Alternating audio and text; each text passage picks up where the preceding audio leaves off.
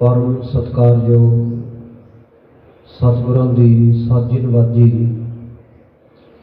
गुरु प्यारी गुरु सवारी सतगुरां दी परम प्रीतवान साध संगत जी, वाहिगुरु जी का खालसा वाहिगुरु जी की फतेह। अकाल पुरख वाहिगुरु अंतरजामी पातशाह की महान किरपा हुई है। सतगुरु जी की मेहर का सदका अज चेत के महीने की संगरांद का दिहाड़ा है। एक चेत का दिन है, भाव संगरांद है। इस दे नाल ही अज का संगरांद का दिहाड़ा होर भी विशेष है, क्योंकि अज नवे वरे नानक शाही संमत 554 की आरंभता हुई है। सो सारिया विचारों की साझ तो पहला दास अपने वालों समुचिया संगतां नूं नवे साल दियां नवे वरे दियां बहुत बहुत वधाइयां दिंदा। सतगुरु पातशाह किरपा कर पिछले अवगुण बख्श लए प्रभ आगे मार्ग पावै। पिछे होईयां गलतियां भुलां नूं सतगुरु पातशाह जी खिमा करते हुए अगे वास्ते गुरमत के मार्ग के उत्ते चलण का सानूं बल उद्दम प्रेम उत्साह बख्शिश करन। भावें कि पूरे संसार भर दे विच 1 जनवरी नूं नवां साल मनाया जाता है, पर साध संगत जी सिखां दा जां पंजाब दीयां रुतां दे मुताबिक जिहड़ा नवां साल है वो 1 चेतर तो 1 चेत तो आरंभ हुंदा। खैर नवे साल वाले दिन असी कई घंटे पहला कई दिन पहला वधाइयां देन लग पैंदे हैं 1 जनवरी तो पहला। पर अफसोस की गल ये है, असी सिखां दे घर विच जम्मे हैं। बचपन तो साडे नाम दे नाल कौर भी लगे है, सिंह भी लगे है। कहाउंदे भी सिख हाँ, जे सिख नहीं तो पंजाबी तां कहाउण विच हर एक ही माण महसूस करदा। पर पंजाब का नवा साल कदों शुरू होना है, सिखां का नवा साल कदों शुरू होना है, ये साध संगत जी बहुत घट लोगों को पता होंदा। अज तुसीं आपो आपे अपने परिवारां दे विच, आपो अपने रिश्तेदारियां विच, आपो अपने मोबाइल फोनां दे उत्ते झाती मार के देख लो भी नवे साल दीयां वधाइयां किन्नियां कुं आईयां ते किन्नियां कुं असीं आप दित्तियां। हालांकि नवा साल ये किसी को नहीं पता कि कदों समय की आरंभता हुई, पहला खिन कदों सी, पहला पल कदों सी, पहला सैकेंड कदों सी, कदों पहला मिनट गुजरिया। अकाल पुरख वाहिगुरू ने जदों ये सृष्टि साजी यदि बाबत किसी को नहीं पता, पर मिथ लिया गया कि 1 जनवरी तो नवे साल की प्रारंभता होती है।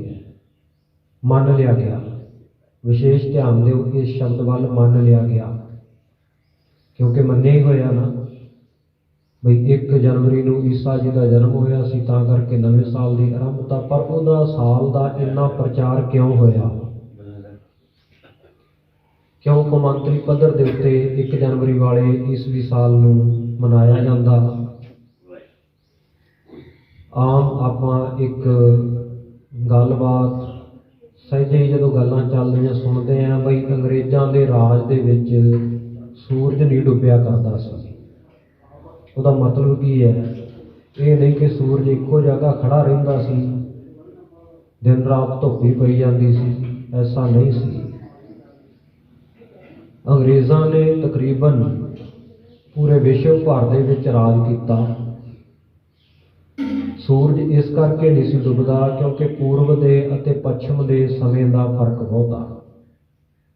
तुहाडे कईयां दे रिश्तेदार सगे संबंधी अमेरिका कनेडा होणगे, जदों अपने रात हुंदी आ उन्हां दा दिन चढ़िया हुंदा, जदों उन्हां दा दिन चढ़दा अपने इधर रात पई हुंदी है। जदों टैलीफोन करते हैं उदों आपां नूं समय के फर्क का पता लगदा। अंग्रेज़ों का राज विश्व भर दे विच दुनिया भर दे विच सी, ਜਿਸ ਕਰਕੇ ਜੇ ਇੱਧਰੋਂ ਰਾਤ ਪੈਂਦੀ ਤਾਂ ਉਹਨਾਂ ਦੇ ਰਾਜ ਵਾਲੇ ਹੋਰ ਇਲਾਕੇ ਵਿੱਚ ਦਿਨ ਚੜ੍ਹਿਆ ਹੁੰਦਾ ਸੀ। ਇਸ ਕਰਕੇ ਕਹਿੰਦੇ ਸਨ ਕਿ ਅੰਗਰੇਜ਼ਾਂ ਦੇ ਰਾਜ ਵਿੱਚ ਕਦੇ ਸੂਰਜ ਡੁੱਬਦਾ ਨਹੀਂ, ਤੇ ਜਿਨ੍ਹਾਂ ਦਾ ਭਾਈ ਇੰਨਾ ਰਾਜ ਭਾਗ ਕਾਇਮ ਹੋਵੇ, ਤੇ ਕਹਾਵਤ ਹੈ ਪੰਜਾਬੀ ਦੀ, ਜਿਸ ਕਾ ਰਾਜ ਤਿਸੀ ਕਾ ਸੁਪਨਾ। ਜਿਹਦਾ ਰਾਜ ਹੋਵੇ ਸੁਪਨੇ ਵੀ ਲੋਕਾਂ ਨੂੰ ਉਹਨਾਂ ਦੇ ਆਉਂਦੇ ਆ। ਜਦੋਂ ਸਿੱਖਾਂ ਦਾ ਰਾਜ ਹੁੰਦਾ ਸੀ, ਸ਼ੇਰੇ ਪੰਜਾਬ ਮਹਾਰਾਜਾ ਰਣਜੀਤ ਸਿੰਘ ਦਾ, ਤੇ ਉਦੋਂ ਦੁਨੀਆ ਮੰਨਦੀ ਸੀ ਵੀ ਖਾਲਸਾ ਰਾਜ ਹੈ, ਸਿੱਖਾਂ ਦਾ ਰਾਜ ਹੈ। ਉਹੋ ਜਿਹੇ ਤੌਰ ਤਰੀਕੇ, ਉਹੋ ਜਿਹੇ ਢੰਗ ਮਰਿਆਦਾ ਵਰਤੀ ਜਾਂਦੀ ਸੀ, ਇਨਸਾਫ ਲੋਕਾਂ ਨਾਲ ਹੁੰਦਾ ਸੀ। ਅੱਜ ਜਿਨ੍ਹਾਂ ਲੋਕਾਂ ਦਾ ਰਾਜ ਹੈ, ਅੱਜ ਉਹਨਾਂ ਦੀ ਤੂਤੀ ਬੋਲਦੀ ਆ। ਘੱਟ ਗਿਣਤੀ ਕੌਮਾਂ, ਵਿਸ਼ੇਸ਼ ਕਰਕੇ ਸਿੱਖ, ਇਨਸਾਫ ਦੇ ਲਈ ਦਰ ਦਰ ਦੇ ਮੁਹਤਾਜ ਹੈ। ਕਦੇ ਗੁਰੂ ਗ੍ਰੰਥ ਸਾਹਿਬ ਮਹਾਰਾਜ ਸੱਚੇ ਪਾਤਸ਼ਾਹ ਜੀ ਦੀ ਬੇਅਦਬੀ ਹੋ ਜਾਂਦੀ ਆ, ਕਦੇ ਸਿੱਖ ਨੂੰ ਕਿਸੇ ਨੂੰ ਮੌਤ ਦੇ ਘਾਟ ਉਤਾਰ ਦਿੱਤਾ ਜਾਂਦਾ, ਕਿਸੇ ਨੂੰ ਚੁੱਕ ਕੇ ਬੇਦੋਸ਼ਾ ਐਵੇਂ ਝੂਠੇ ਕੇਸ ਪਾ ਕੇ ਜੇਲ੍ਹਾਂ ਵਿੱਚ ਸੁੱਟ ਦਿੱਤਾ ਜਾਂਦਾ। ਇਹ ਸਾਧ ਸੰਗਤ ਜੀ ਰਾਜ ਭਾਗ ਦੇ ਕ੍ਰਿਸ਼ਮੇ ਆ। ਰਾਜ ਭਾਗ ਜਿਨ੍ਹਾਂ ਦੇ ਕੋਲ ਹੁੰਦਾ ਹੈ, ਉਹਨਾਂ ਦਾ ਸਿੱਕਾ ਚੱਲਦਾ ਹੀ ਹੁੰਦਾ। ਅੰਗਰੇਜ਼ਾਂ ਦਾ ਰਾਜ ਪੂਰੇ ਵਿਸ਼ਵ ਭਰ ਦੇ ਵਿੱਚ ਸੀ। ਇਸ ਕਰਕੇ ਉਹਨਾਂ ਦਾ ਜਿਹੜਾ ਕੈਲੰਡਰ ਹੈ, ਉਹਨਾਂ ਦਾ ਜਿਹੜਾ ਨਵਾਂ ਸਾਲ ਹੈ 1 ਜਨਵਰੀ ਵਾਲਾ ਈਸਵੀ ਸਨ, ਉਹ ਵੀ ਪੂਰੀ ਦੁਨੀਆ ਨੇ ਕਬੂਲ ਕਰ ਲਿਆ, ਤਕਰੀਬਨ ਪੂਰੀ ਦੁਨੀਆ ਨੇ। ਕਿਉਂਕਿ ਬਹੁਤ ਸਾਰੇ ਤਾਂ ਐਸੇ ਆ ਜਿਹੜੇ ਹਲੇ ਵੀ ਮੁਸਲਮਾਨਾਂ ਦੇ ਦੇਸ਼, ਮੁਸਲਮਾਨ ਕੰਟਰੀਜ਼ ਉਹਨਾਂ ਨੂੰ ਨਹੀਂ ਮੰਨਦੀਆਂ। ਉਹਨਾਂ ਦਾ ਆਪਣਾ ਆਜ਼ਾਦ ਹਿਜਰੀ ਸੰਮਤ ਹੈ। ਇਸੇ ਪ੍ਰਕਾਰ ਜਿਵੇਂ ਹਿੰਦੂਆਂ ਦਾ ਸਾਕਾ ਸੰਮਤ ਹੈ, ਔਰ ਸਾਡੇ ਦੇਸ਼ ਵਿੱਚ ਪੁਰਾਤਨ ਬਿਕਰਮੀ ਸੰਮਤ ਚੱਲਦਾ ਆ ਰਿਹਾ ਹੈ।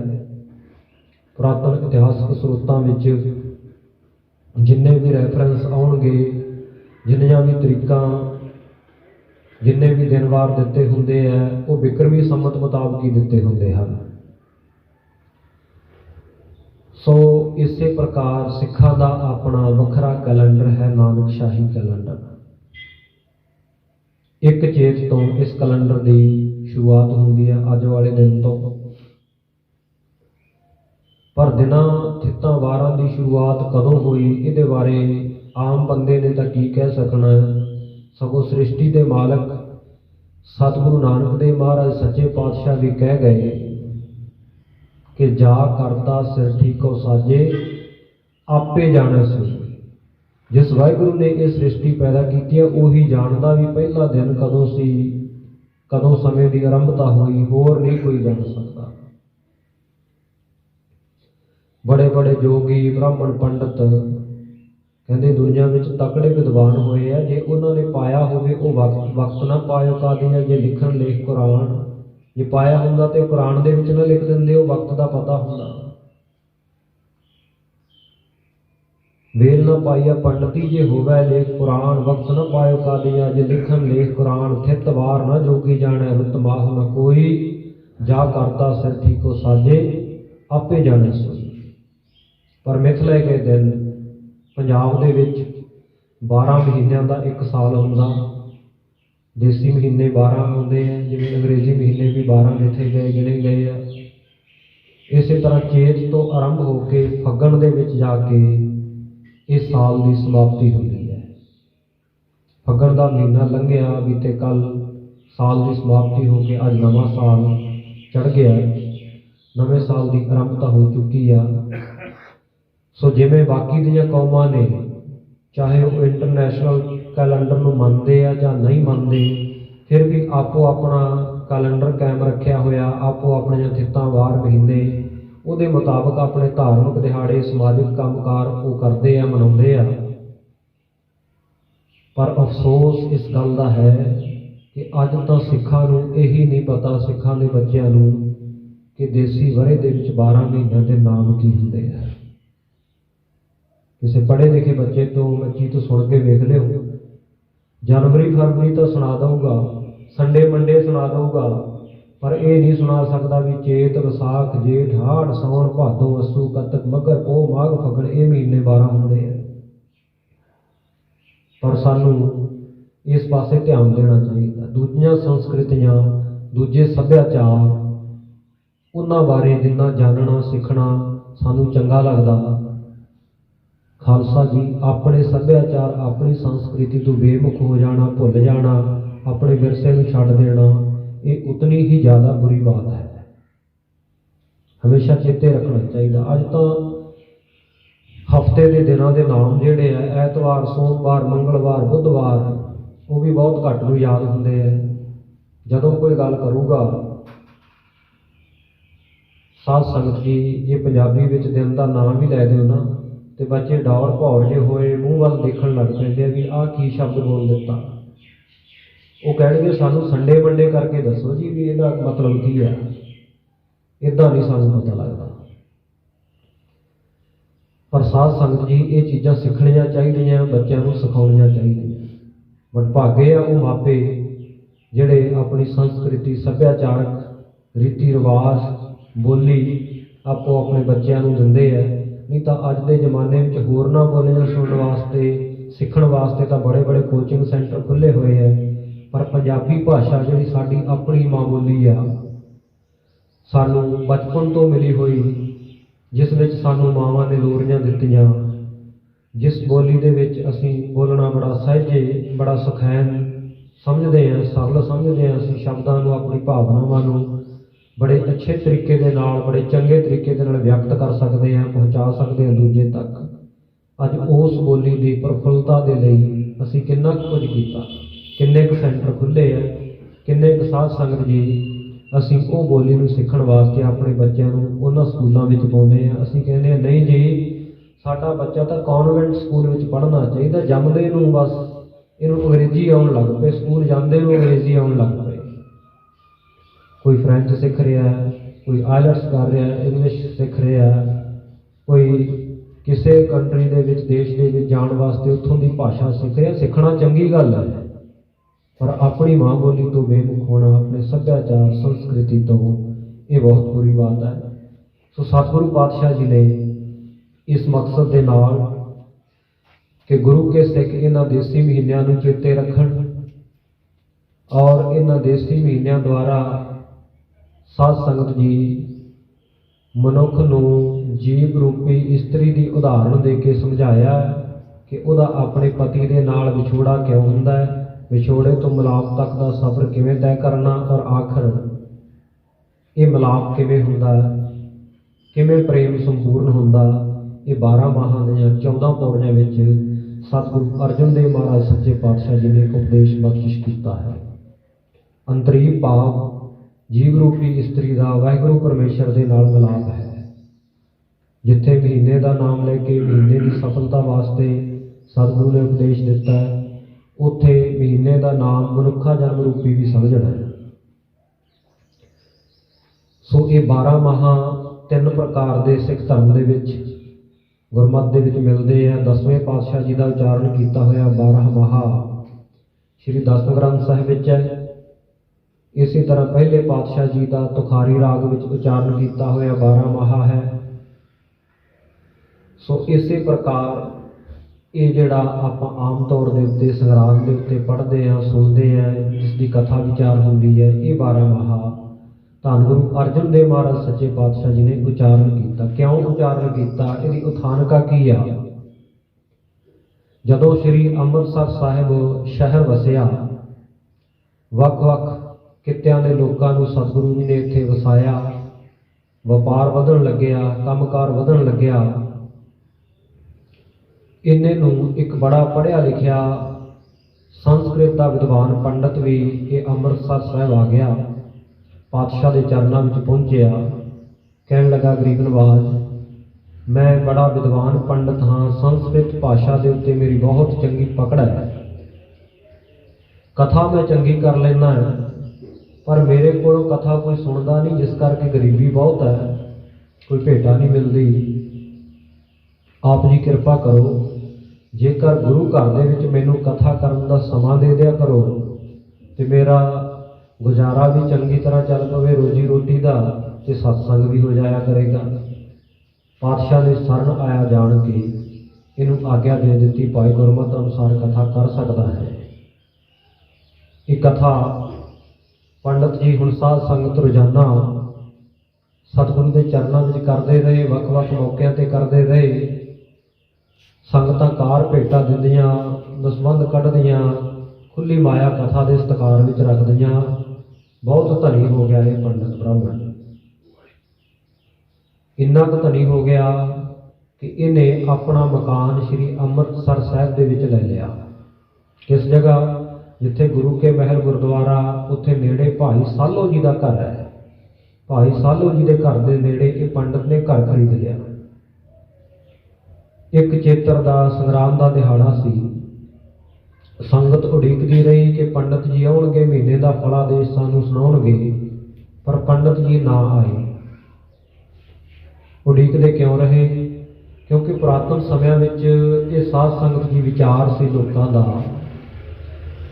कि जिस भी महीने की प्रारंभता होनी है वह नाम पहला आप नहीं लेना, किसी सियाणे पुरुष तो, किसी संत तो, साधु महात्मा सतपुरुष तो वो महीने का फलादेश सुनिया जाए, महीने का नाम सुनिया जाए, फिर वो महीने का नाम लिया जाए तो वह महीना सफला होंदा।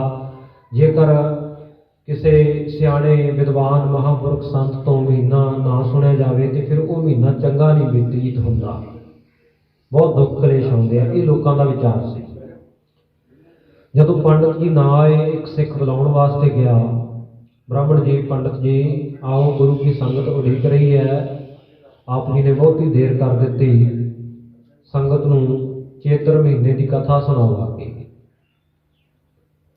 पर पंडित जी मान विच आ गए, हंकार विच आ गए, धन बहुता आ गया, पैर लग गए, कहन लगा कि सानू पिछले सारे युगों के विच लोग गुरु मानते सन ब्राह्मणों नूं, पंडितां नूं, पर तुसीं सिखां ने उल्टी रीति की हुई है।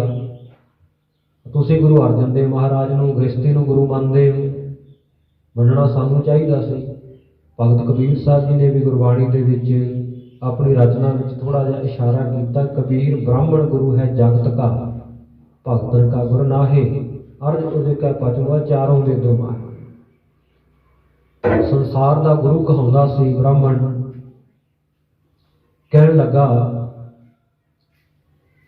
कि गुरु अर्जन देव महाराज को गुरु मानते हो तो उन्होंने तो महीना सुन लो, उन्होंने तो महीने की कथा सुन लो, मैं नहीं आना। सिख निराश होकर वापस आया। ब्रह्म ज्ञानी बाबा बुढ़ा साहब जी, भाई सालो जी, भाई प्राणा जी, भाई गुरदास जी इत्यादि गुरु के सिख गुरु की हाजिर हजूरी में बैठे है। जिथे संगमरमर की छतरी वाला मंजी साहब अस्थान है, उत्थे साध संगत दीवान सजिया।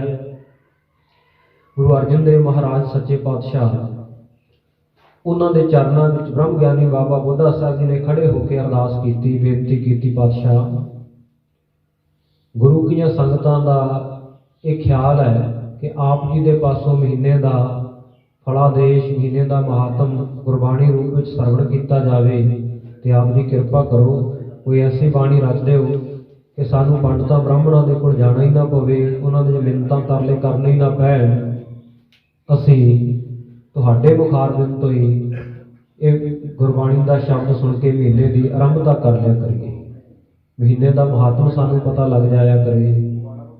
सतगुरु पातशाह कहन लगे, भाई गुरु के संगते ब्रह्म ज्ञानी बाबा बुढ़ा साहब जी, असी पहले जामे विच सतगुरु नानक देव जी के स्वरूप में तुखारी राग में 12 माहा ऑलरेडी पहले ही उच्चारण किया होया है।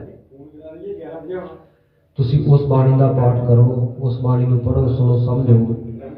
बाबा बुढ़ा साहब जी ने बेनती की, कहन लगे पातशाह वो बाणी जिहड़ी है ना, उहदे विच बड़े महंगे अलंकार सतगुरु पातशाह ने वरते आ, पहले पातशाह ने।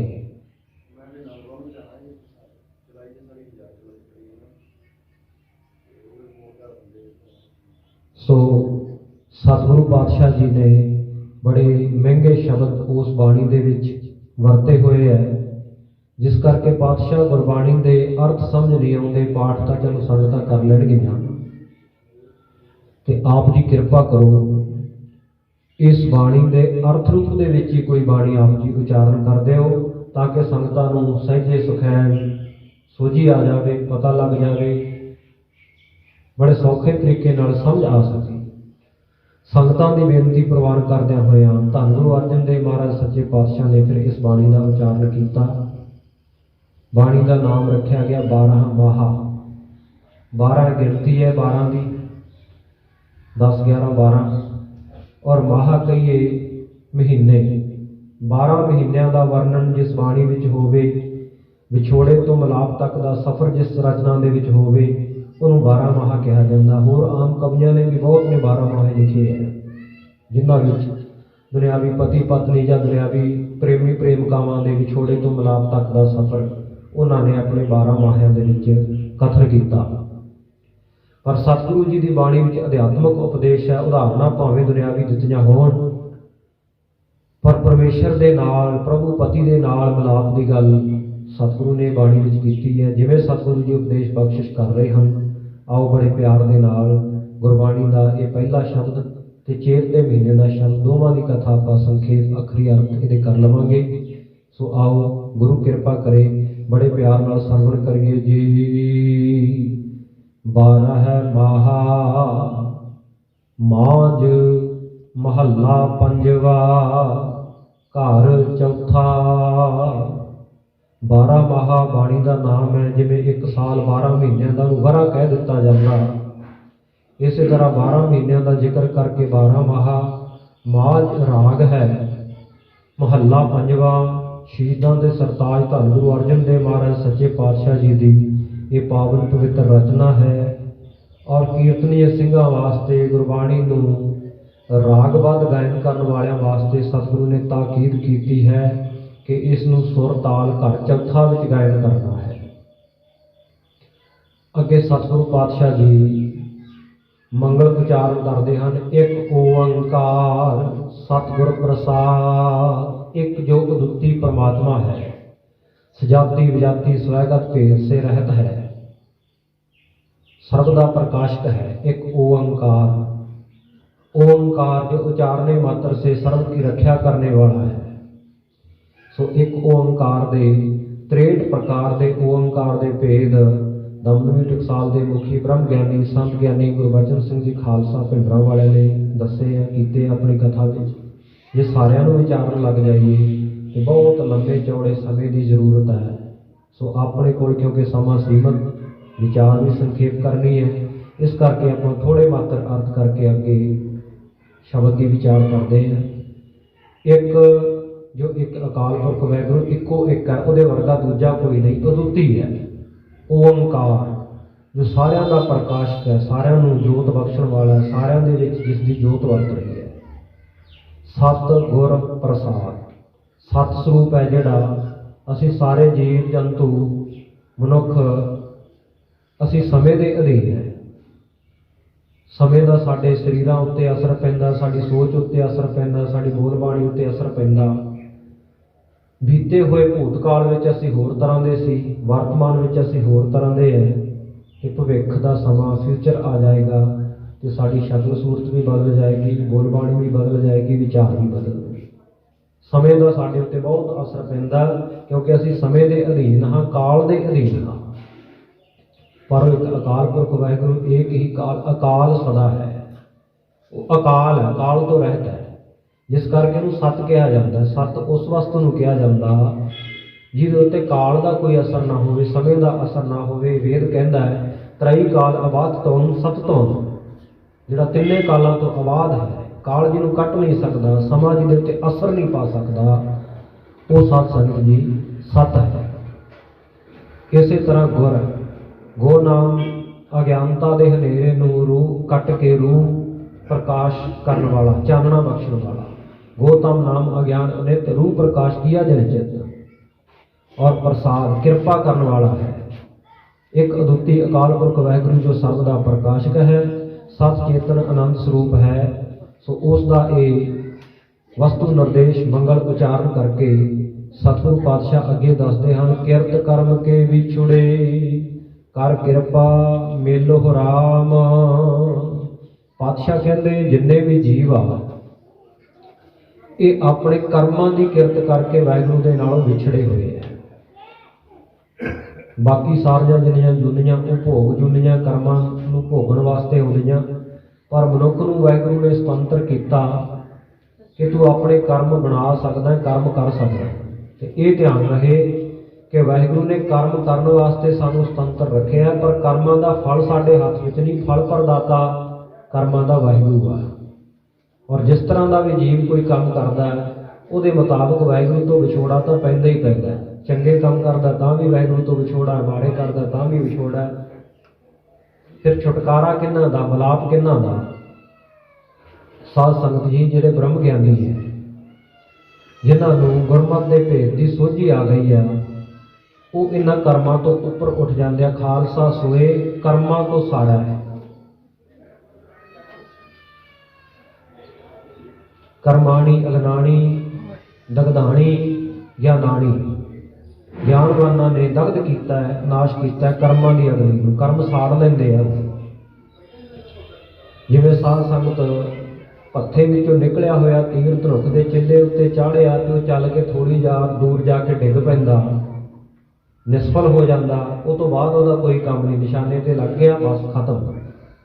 इस तरह कर्म फिलोसफी में जे असीं बहुत विस्तार में विचारना होवे ना, तो 3 प्रकार के कर्म धर्म ग्रंथां में लिखे मिलते हैं। एक तो हैं संचित कर्म, जन्मां जन्मांतरां दे एकत्र होए कर्म जिहड़े साडे नाल ही तुरे आ रहे हैं। जिहड़ा आपां आम ही कहने भी पता नहीं किहड़े वेले दे कर्म दा सानूं फल मिल गया, किते चंगा मिल जाता, किते माड़ा मिल जाता। आपां सतगुरु पातशाह के चरणों में बैठे हैं, ये कोई पूर्वला कर्म साडा बीजिया होया चंगा वो अगे आया है, तां आपां सतगुरु पातशाह के चरणों में जुड़ के बैठे हैं। नहीं तो गुरमुख कर्म चंगे ना होण, भाग उदय ना होए होण, कर्म साथ ना देण, गुरुद्वारे के नाल कंध सांझी लगती होवे, मंदिर मसीत के बिल्कुल गवांढ में मनुख रहिंदा होवे, धर्म स्थान के उत्ते साध संगत जी मत्था टेकण का समा नहीं मिलता, सारी जिंदगी उवें लंघा के मर जाता। ये कर्म साथ दे रहे हैं। पूर्व कर्म अंकुर जब प्रगटे, भेट्यो पुरख रस्त बैरागी, मिट्यो अंधेर मिलत हर नानक, जन्म जन्म की सोई जागी। जदों जन्मां जन्मांतरां की सुत्ती हुई किस्मत जागदी है, कर्म का अंकुर फुटदा, उस वेले पूर्ण महात्मा के सतगुरु पातशाह के दर्शन दिदारे होंदे हैं। जिन्ने बैठे हो तुसीं सारे मन दे विच जान लो कि अपने कर्म जागे है, जिस करके आपां इत्थे पातशाह के चरणों में आके बैठ गए। नहीं तो कंग साधू नगर दे विच होर भी बहुत लोग वसते हैं, कोई आपो अपने कामां कारां ते गया होवेगा, कोई घरां विच बैठा ही समा लंघा रहा होवेगा, कोई किसी काम दे विच रुझिया होवेगा, बिजी होवेगा। पर जिन्हां दे कर्म जागे है वो पातशाह के चरणों में आके हाज़री दवा लेते हैं। पहला कर्म है संचित कर्म, दूसरा कर्म है किरेमान, जिहड़ा फल देण दे लई सानूं तैयार है। और किरेमान का अर्थ विद्वानां ने यह भी किया है, जिहड़ी किरिया कर्म नाम किरिया का तिन्ने कालों में जिहड़ी आपां किरिया करते हैं, जिहड़े मान सहित हंकार के सहित कर्म किए जाण उहनूं किरेमान कहा जाता। और इसे प्रकार परालब्ध कर्म है। परालब्ध उहनूं कहंदे है भी जिवें आपां गिणदे हैं भी एक बंदे की जिंदगी के किन्ने साल वो जिंदगी जीविया, किस तरह की उहनूं रोजी रोटी कामकार जॉब मिली, कदों उहदा जन्म होया, किहदे किहदे नाल उहदा संबंध होया, किन्ने लोकां दे नाल वो मिलदा जुलदा रहा, किन्ना उहदा जस महिमा संसार में पसरी। आपां कहंदे ये उहदी परालब्ध है। ये परालब्ध कर्म है। 3 प्रकार के कर्म है। तो कर्म जेकर साध संगत जी माड़े किए जान तो अवश्य भी वो नरक की प्राप्ति होनी है, तो जे चंगे कर्म किए जान तो साध संगत जी फिर भी मुक्ति नहीं मिलती। कर्मां दे नाल चंगे कर्मां दे नाल भी स्वर्ग मिलता, वैकुंठ मिलता।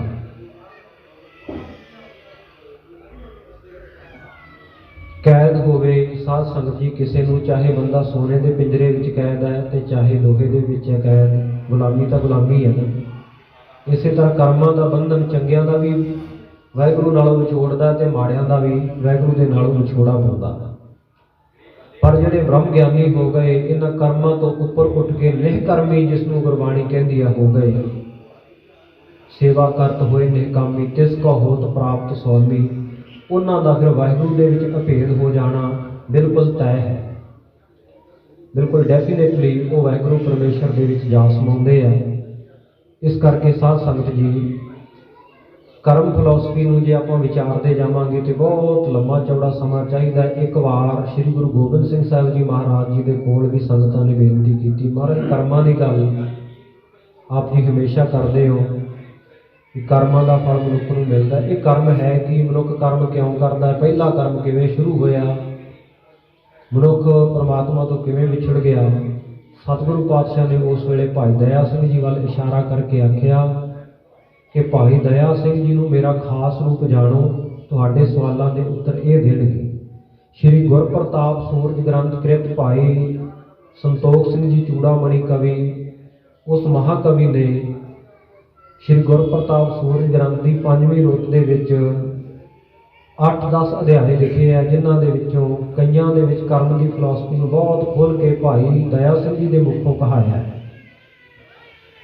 ਜਿਸ ਦੀ ਕਥਾ ਤੁਹਾਡੀ ਕਿਰਪਾ ਦੇ ਨਾਲ ਗੁਰਦੁਆਰਾ ਤੱਲਣ ਸਾਹਿਬ ਵਿਖੇ ਕੀਤੀ ਪਿਛਲੇ ਸਮੇਂ ਦੇ ਵਿੱਚ, ਤੇ ਉਹ YouTube ਦੇ ਉੱਤੇ ਵੀ ਵੀਡੀਓ ਤੁਸੀਂ ਕਰਮ ਫਿਲਾਸਫੀ ਬਾਰੇ ਕੱਢ ਕੇ ਦੇਖ ਸਕਦੇ ਹੋ ਬਹੁਤ ਵਿਸਥਾਰ ਦੇ ਵਿੱਚ। ਭਾਈ ਦਇਆ ਸਿੰਘ ਜੀ ਨੇ ਸੰਗਤਾਂ ਨੂੰ ਕਰਮ ਫਿਲਾਸਫੀ ਬਾਰੇ ਬੜਾ ਖੁੱਲ੍ਹਾ ਖੁਲਾਸਾ ਸਮਝਾਇਆ, ਗਿਆਨ ਦਿੱਤਾ। ਔਰ ਇੱਥੇ ਪਾਤਸ਼ਾਹ ਕਹਿ ਰਹੇ ਨੇ, ਕਿਰਤ ਕਰਮ ਕੇ ਵਿਛੜੇ ਕਰ ਕਿਰਪਾ ਮਿਲੋ ਰਾਮ। ਇਹ ਵਾਹਿਗੁਰੂ ਪਰਮੇਸ਼ਰ ਰਾਮ ਰਮੇ ਹੋਏ ਹਰ ਜਗ੍ਹਾ ਦੇ ਉੱਤੇ ਵਿਆਪਕ ਪਰਮਾਤਮਾ, ਅਸੀਂ ਕਰਮਾਂ ਦੀ ਕਿਰਤ ਕਰਕੇ, ਕਰਮਾਂ ਦੇ ਕਰਨੇ ਕਰਕੇ ਤੇਰੇ ਨਾਲੋਂ ਸਾਡਾ ਵਿਛੋੜਾ ਪਿਆ ਹੋਇਆ ਤੇ ਆਪ ਜੀ ਕਿਰਪਾ ਕਰੋ, ਸਾਨੂੰ ਆਪਣੇ ਨਾਲ ਮਿਲਾ ਲਓ, ਕਿਉਂਕਿ ਕਿਰਪਾ ਤੋਂ ਬਿਨਾਂ ਮਿਲਾਪ ਨਹੀਂ ਹੁੰਦਾ। ਮਨੁੱਖ ਆਪਣੇ ਤੌਰ ਤੇ ਜਿੰਨੇ ਮਰਜ਼ੀ ਯਤਨ ਕਰੇ, ਜੇ ਵਾਹਿਗੁਰੂ ਦੀ ਕਿਰਪਾ ਨਹੀਂ ਤੇ ਸਾਧ ਸੰਗਤ ਕਿਰਪਾ ਤੋਂ ਬਿਨਾਂ ਪ੍ਰਾਪਤੀ ਨਹੀਂ। ਜਦੋਂ ਕਿਰਪਾ ਹੈ ਫਿਰ ਤੁਮਰੀ ਕਿਰਪਾ ਮੈਂ ਸੂਖ ਘਨੇਰੇ, ਉਹਦੀ ਕਿਰਪਾ ਦੇ ਵਿੱਚ ਸਾਧ ਸੰਗਤ ਜੀ ਅਨੇਕਾਂ ਹੀ ਸੁੱਖ ਹੈ, ਘਣੇ ਸੁੱਖ ਹੈ, ਬਹੁਤੇ ਸੁੱਖ ਹੈ, ਸਦੀਵੀ ਸੁੱਖ ਹੈ। ਇਸ ਕਰਕੇ ਸਤਿਗੁਰੂ ਪਾਤਸ਼ਾਹ ਕਹਿੰਦੇ, ਵਾਹਿਗੁਰੂ ਦੇ ਚਰਨਾਂ ਵਿੱਚ ਗੁਰੂ ਕੇ ਸਿੱਖੋ ਇਹ ਬੇਨਤੀ ਕਰੋ, ਅਸੀਂ ਕਰਮਾਂ ਕਰਕੇ ਵਿਛੜੇ ਹੋਏ ਹਾਂ, ਇਹ ਰਮੇ ਹੋਏ ਵਾਹਿਗੁਰੂ ਅਕਾਲ ਪੁਰਖ ਪਰਮੇਸ਼ਰ ਸਾਨੂੰ ਕਿਰਪਾ ਕਰਕੇ ਆਪਣੇ ਨਾਲ ਮਿਲਾ ਲਓ। ਚਾਰ ਕੁੰਡ ਦਹਿ ਦਿਸ ਭ੍ਰਮੇ ਥਕ ਆਏ ਪ੍ਰਭ ਕੀ ਸਾਮ। ਮਹਾਰਾਜ ਅਸੀਂ ਚਾਰੇ ਕੁੰਡਾਂ ਦੇ ਵਿੱਚ, ਉੱਤਰ ਦੱਖਣ ਪੂਰਬ ਪੱਛਮ ਚਾਰੇ ਕੋਨਿਆਂ ਵਿੱਚ, ਚਾਰੇ ਕੋਣਾਂ ਦੇ ਵਿੱਚ ਭਟਕਦੇ ਹੋਏ ਆਏ, ਔਰ ਦਹਿ ਦਿਸ ਦਸੇ ਦਿਸ਼ਾਵਾਂ ਵਿੱਚ, ਇੱਕ ਤੇ ਚਾਰ ਦਿਸ਼ਾਵਾਂ ਇਹ ਹੋ ਗਈਆਂ ਉੱਤਰ ਦੱਖਣ ਪੂਰਬ ਪੱਛਮ, ਇੱਕ ਇਹਨਾਂ ਦੇ ਵਿਚਕਾਰਲਾ ਜਿਹੜਾ ਐਂਗਲ ਕੋਣ ਬਣਦਾ, ਨੈਰਤ ਕੋਣ ਹੈ, ਵਾਯੂ ਕੋਣ ਹੈ, ਸੋ ਇਸੇ ਪ੍ਰਕਾਰ ਈਸ਼ਾਨ ਕੋਣ ਹੈ। ਜਿਹੜੇ ਇਹ ਚਾਰ ਕੋਣ, ਚਾਰ ਦਿਸ਼ਾਵਾਂ ਪ੍ਰਮੁੱਖ, ਚਾਰ ਇਹਨਾਂ ਦੀਆਂ ਉਪ ਦਿਸ਼ਾਵਾਂ 8 ਹੋ ਗਈਆਂ। ਇੱਕ ਸਾਧ ਸੰਗਤ ਜੀ ਪਾਤਾਲ ਦੀ ਦਿਸ਼ਾ ਹੋ ਗਈ ਹੇਠਾਂ ਵਾਲੀ, ਤੇ ਇੱਕ ਉੱਪਰ ਵਾਲੀ ਆਕਾਸ਼ ਦੀ ਦਿਸ਼ਾ, ਇਹਨਾਂ ਨੂੰ 10 ਦਿਸ਼ਾਵਾਂ ਕਿਹਾ ਜਾਂਦਾ। ਔਰ ਸੰਪਰਦਾਇ ਵਿੱਚ ਚਾਰ ਕੁੰਡ ਦਾ ਅਰਥ ਇੱਥੇ ਮਹਾਂਪੁਰਖਾਂ ਨੇ ਜੋ ਕੀਤਾ, ਉਹਨਾਂ ਨੇ ਚਾਰ ਖਾਣੀਆਂ ਕੀਤਾ, ਕਿਉਂਕਿ ਦਿਸ਼ਾਵਾਂ ਦਾ ਵਰਣਨ ਤਾਂ ਅੱਗੇ ਦਹਿ ਦਿਸ ਦੇ ਵਿੱਚ ਆ ਗਿਆ, ਉੱਤਰ ਦੱਖਣ ਪੂਰਬ ਪੱਛਮ ਇਹਦੇ ਵਿੱਚ ਹੀ ਆ ਗਏ ਨੇ, ਗਿਣਤੀ ਹੋ ਗਈ। ਮਹਾਂਪੁਰਖਾਂ ਨੇ ਅਰਥ ਕੀਤਾ ਚਾਰ ਕੁੰਡ, ਚਾਰ ਪ੍ਰਕਾਰ ਦੀਆਂ ਜਿਹੜੀਆਂ ਖਾਣੀਆਂ। ਸ੍ਰਿਸ਼ਟੀ 84 ਲੱਖ ਜੂਨਾਂ ਹਨ, 42 ਲੱਖ ਜੀ ਜਲ ਮਹਿ ਹੋਤੇ, ਬੀਠਲ ਪਹਿਲਾ ਕਾਏ ਕਰੋ, 42 ਲੱਖ ਜਲ ਤੋਂ ਬਾਹਰ ਹੈ। ਔਰ ਇਹ ਜਿਹੜੀਆਂ 84 ਲੱਖ ਜੂਨਾਂ ਨੂੰ ਚਾਰ ਭਾਗਾਂ ਵਿੱਚ, ਚਾਰ ਕਿਸਮਾਂ ਦੇ ਵਿੱਚ, ਚਾਰ ਸ਼੍ਰੇਣੀਆਂ ਦੇ ਵਿੱਚ ਵੰਡ ਕੀਤੀ ਗਈ ਆ। ਉਹ ਕਿਹੜੀਆਂ? ਚੌਪਈ ਸਾਹਿਬ ਦੇ ਵਿੱਚ 10ਵੇਂ ਪਾਤਸ਼ਾਹ ਗੁਰੂ ਗੋਬਿੰਦ ਸਿੰਘ ਮਹਾਰਾਜ 10ਵੇਂ ਗ੍ਰੰਥ ਵਿੱਚ ਦੱਸਦੇ ਆ, ਅੰਡਜ ਜੇਰ ਜਿਸੇ ਤਜ ਕੀਨੀ, ਉਤ ਭੁਜ ਖਾਨ ਬਹੁਰ ਰਚ ਦੀਨੀ। ਪਹਿਲੀ ਖਾਣੀ ਹੈ ਅੰਡਜ, ਅੰਡਿਆਂ ਤੋਂ ਪੈਦਾ ਹੋਣ ਵਾਲੇ ਜੀਵ, ਪੰਛੀ ਆਦਿ ਜਿਹੜੇ ਅੰਡਿਆਂ ਤੋਂ ਪੈਦਾ ਹੁੰਦੇ ਆ। ਜੇਰਜ ਜਿਹੜੇ ਮਾਤਾ ਦੇ ਉਦਰ ਤੋਂ, ਪੇਟ ਤੋਂ ਪੈਦਾ ਹੁੰਦੇ ਆ, ਜੇਰ ਦੇ ਰਾਹੀਂ ਪੈਦਾ ਹੁੰਦੇ ਆ, ਉਹਨੂੰ ਜੇਰਜ ਖਾਣੀ ਕਿਹਾ ਜਾਂਦਾ। ਇਸੇ ਪ੍ਰਕਾਰ ਸੇਤਜ ਪਸੀਨੇ ਆਦਿ ਤੋਂ, ਜਿਵੇਂ ਕਈਆਂ ਦੇ ਸਿਰ ਦੇ ਵਿੱਚ ਪਸੀਨਾ ਆਉਣ ਨਾਲ ਜੂਆਂ ਵਗੈਰਾ ਪੈ ਜਾਂਦੀਆਂ, ਜਾਂ ਹੋਰ ਗਰਮੈਸ਼ ਦੇ ਨਾਲ ਸਾਧ ਸੰਗਤ ਜੀ ਕੂੜੇ ਆਦਿ ਦੇ ਵਿੱਚੋਂ ਜਿਹੜੇ ਜੀਵ ਪੈਦਾ ਹੋ ਜਾਂਦੇ ਆ ਪਸੀਨੇ ਦੇ ਨਾਲ, ਉਹਨਾਂ ਨੂੰ ਸੇਤਜ ਕਿਹਾ ਜਾਂਦਾ। ਤੇ ਚੌਥੀ ਖਾਣੀ ਹੈ ਉਤਪੁਜ। ਉਤਪੁਜ ਉਹਨੂੰ ਕਹਿੰਦੇ ਆ ਜਿਸ ਦੀ ਉਤਪਤੀ ਭੂਮੀ ਦੇ ਵਿੱਚ ਹੁੰਦੀ ਆ। ਭੂਮੀ, ਭੋ ਨਾਮ ਭੂਮੀ ਦਾ ਤੇ ਜਾ ਨਾਮ ਜਨਮ ਲੈਣ ਦਾ। ਜਿਸ ਦਾ ਜਨਮ ਭੂਮੀ ਦੇ ਵਿੱਚੋਂ ਹੋਇਆ ਹੋਵੇ, ਧਰਤੀ ਵਿੱਚੋਂ, ਮਿੱਟੀ ਵਿੱਚੋਂ। ਆ ਜਦੋਂ ਸਾਧ ਸੰਗਤ ਮੀਂਹ ਪੈਂਦੇ ਆ, ਵਰਖਾ ਰੁੱਤ ਹੁੰਦੀ ਹੈ, ਬਹੁਤ ਸਾਰੇ ਜਾਨਵਰ ਧਰਤੀ 'ਚੋਂ ਪੈਦਾ ਹੋ ਜਾਂਦੇ ਆ। ਉਹਨਾਂ ਨੂੰ ਉਤਪੁਜ ਕਿਹਾ ਜਾਂਦਾ। ਇਸੇ ਤਰ੍ਹਾਂ ਸਾਰੀ ਜਿਹੜੀ ਬਨਸਪਤੀ ਹੈ, ਫੁੱਲ ਬੂਟੇ ਪੇੜ ਪੌਦੇ, ਇਹਨਾਂ ਦੀ ਗਿਣਤੀ ਵੀ ਉਤਪੁਜ ਵਿੱਚ ਹੈ। ਇਹ ਵੀ 84 ਲੱਖ ਜੂਨਾਂ ਵਿੱਚ ਇਹਨਾਂ ਦੀ ਗਿਣਤੀ ਆਉਂਦੀ ਹੈ। ਸੋ ਇਸ ਪ੍ਰਕਾਰ ਪਾਤਸ਼ਾਹ ਕਹਿੰਦੇ 4 ਕੁੰਟ ਚਾਰੇ ਖਾਣੀਆਂ ਅੰਡੇ ਜੇ ਕਿਸੇ ਤੇ ਉਤਪੁਜ ਦੇ ਵਿੱਚ, ਤੇ ਦਹਿ ਦਿਸ ਭਰਮੇ ਦਸੇ ਦਿਸ਼ਾਵਾਂ ਦੇ ਵਿੱਚ ਭਰਮੇ ਹੋਏ, ਗੇੜੇ ਕੱਢਦੇ ਹੋਏ, ਚੱਕਰ ਕੱਢਦੇ ਹੋਏ ਅਸੀਂ ਮਹਾਰਾਜ ਸੱਚੇ ਪਾਤਸ਼ਾਹ ਆ ਗਏ ਹਾਂ। ਔਰ ਦਹਿ ਦਿਸ ਦਸੇ ਜਿਹੜੀਆਂ ਇੰਦਰੀਆਂ ਹਨ, 5 ਗਿਆਨ ਇੰਦਰੀਆਂ, 5 ਕਰਮ ਇੰਦਰੀਆਂ, ਇਹਨਾਂ ਦੇ ਵਿੱਚ ਭਟਕਦੇ ਹੋਏ, ਔਰ ਦਹਿ ਦਿਸ ਜਿਹੜੇ ਇਹ ਦਸੇ ਇੰਦਰੀ ਹੈ, ਇਹਨਾਂ ਦੇ ਜਿਹੜੇ ਵਿਸ਼ੇ ਵਿਕਾਰ ਹੈ, ਉਹਨਾਂ ਦੇ ਵਿੱਚ ਦਹਨ ਹੁੰਦੇ ਹੋਏ, ਜਲਦੇ ਹੋਏ, ਸੜਦੇ ਭੁੱਜਦੇ ਹੋਏ ਅਸੀਂ ਆਪ ਜੀ ਦੀ ਸ਼ਰਨ ਦੇ ਵਿੱਚ ਆ ਗਏ ਹਾਂ। ਥੱਕ ਆਏ ਪ੍ਰਭ ਕੀ ਸਾਮ, ਥੱਕ ਹਾਰ ਕੇ ਹੰਭ ਕੇ ਹੁਣ ਤੁਹਾਡੀ ਸਾਮ ਕਹੀਏ ਸ਼ਰਨ ਤੱਕ ਲਈ ਹੈ। ਢੇਰ ਦੁੱਧਾ ਤੇ ਬਾਹਰੀ ਕਿਤਾ ਨਾ ਆਵੇ ਕਾਮ। ਅੱਗੇ 2 ਉਦਾਹਰਨਾਂ ਦਿੱਤੀਆਂ। ਪਹਿਲੀ ਗਊ ਦੀ ਉਦਾਹਰਨ ਹੈ, ਦੂਜੀ ਖੇਤੀ ਦੀ ਹੈ।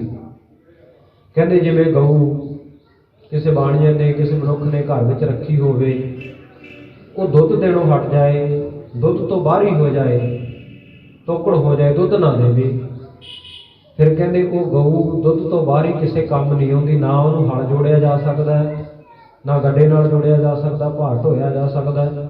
ਦੁੱਧ ਦਿੰਦੀ ਸੀ, ਦੁੱਧ ਨਹੀਂ ਦਿੰਦੀ, ਤੇ ਦੁੱਧ ਤੋਂ ਬਿਨਾਂ ਨਿਕੰਮੀ ਹੈ ਕਿਸੇ ਕੰਮ ਦੀ।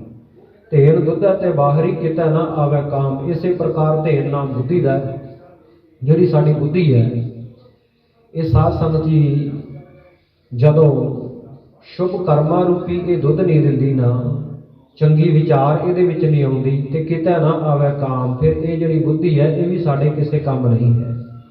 ਜਲ ਬਿਨ ਸਾਖ ਕੁਮਲਾਵਤੀ ਉਪਜਹਿ ਨਾਹੀ ਦਾਮ। ਜਲ ਤੋਂ ਬਿਨਾਂ, ਪਾਣੀ ਤੋਂ ਬਿਨਾਂ ਜੇ ਸਿੰਜਾਈ ਨਾ ਹੋਵੇ, ਸਾਧ ਸੰਗਤ ਜੀ ਖੇਤੀ ਕੁਮਲਾ ਕੇ ਸੁੱਕ ਜਾਂਦੀ ਹੈ। ਉੱਤੇ ਸਿੱਟੇ ਨਹੀਂ ਲੱਗਦੇ। ਸਿੱਟੇ ਨਹੀਂ ਲੱਗਣਗੇ ਤੇ ਕਿਸਾਨ ਫਸਲ ਕਿੱਥੋਂ ਕੱਢੇਗਾ, ਕਿੱਥੇ ਵੇਚੇਗਾ, ਤੇ ਉਹਨੂੰ ਦਾਮ ਪੈਸਾ ਕਿੱਥੋਂ ਮਿਲੇਗਾ, ਦਵੜੇ ਕਿੱਥੋਂ ਮਿਲਣਗੇ। ਇਸੇ ਪ੍ਰਕਾਰ ਜਲ ਬਿਨ ਸਾਖ ਕੁਮਲਾਵਤੀ, ਵਾਹਿਗੁਰੂ ਦੇ ਪ੍ਰੇਮ ਰੂਪੀ ਜਲ ਤੋਂ ਬਿਨਾਂ ਜਿਹੜੀ ਆਤਮਾ ਰੂਪੀ ਖੇਤੀ ਹੈ, ਸਾਡੀ ਬੁੱਧੀ ਰੂਪੀ ਖੇਤੀ ਹੈ, ਇਹ ਕੁਮਲਾ ਜਾਂਦੀ ਹੈ। ਉਪਜੈ ਨਾਹੀ ਦਾਮ। ਵਾਹਿਗੁਰੂ ਦੀ ਪ੍ਰਾਪਤੀ ਰੂਪੀ ਜਿਹੜੇ ਦਾਮ, ਪੈਸਾ, ਧਨ ਆਦਿਕ, ਇਹਨੂੰ ਪ੍ਰਾਪਤ ਨਹੀਂ ਹੁੰਦਾ। ਹਰ ਨਾਹ ਨਾ ਮਿਲਿਆ ਸਾਜਨਾ, ਕਤ ਪਾਈਆ ਵਿਸਰਾਮ। ਇਹ ਵਾਹਿਗੁਰੂ ਹਰੀ ਪਰਮੇਸ਼ਰ ਪਤੀ ਰੂਪ, ਜੋ ਸਾਰਿਆਂ ਦੇ ਪਤੀ ਕੰਤ ਹੋ, ਆਪ ਜੀ ਸੁਆਮੀ ਮਾਲਕ ਹੋ।